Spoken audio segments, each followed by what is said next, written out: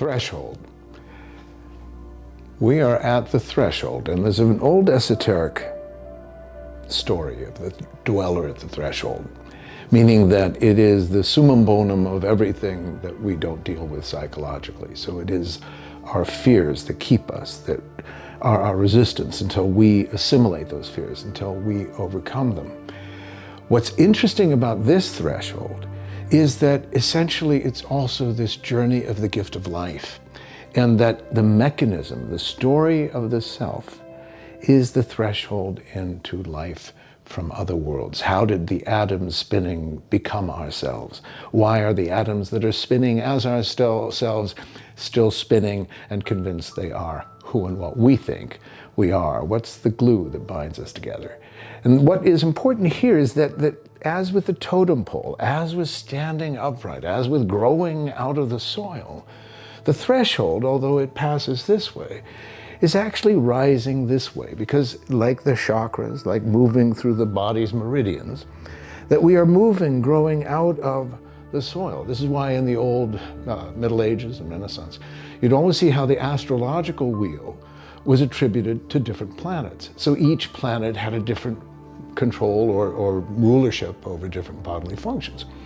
But we, the universal being, was a composite. We were the Homo universalis, and this then becomes the template by which each of us are composed. And this is why totem poles, why the Maori, the invocation of the ancestors, drawing up the roots, is so important. This is also why this narrative being my home is so essential as part of the greater key, that the truth of this revelation must be from the ground upon which one loves and lives and has family. Because essentially that's what connects us to the soil of our ancestors, both our own family tree and the greater human family tree.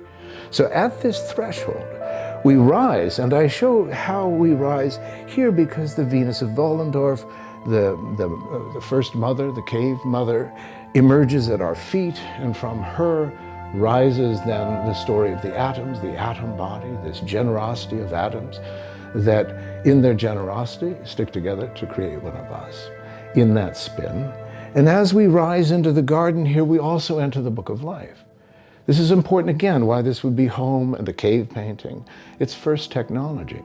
Because as one stands in relationship, any of us, it's the body, like a labyrinth, that is connected. So we're rising through the bodily function. We're like a tree, we're growing. We grow up into the belly, into the labyrinth, into the story of the hero's quest, the journey. And as we journey, we rise to see the ancestors, the journey of the tree of life. And what's beautiful in how this has revealed itself as this threshold of the domestic space, but also of the creative reunion of cosmic space, meaning that, as Nassim Haramein says, that we are the event horizon. We are that which reconciles the relative and the quantum, meaning the within and the without. And I feel like that's why we must not think of this as concept. This is not my making this up. This is visual philosophy, meaning that it invites us, it animates us to awaken our own imaginative reaction. That's why whoever stands here stands as the outcome, the tree growing from this great story of rising out of the depths, out of the soil, to see ourselves in infinite reflection. And what's extraordinary is above are mirrors that reflect all different dimensions simultaneously, but we remain fixed.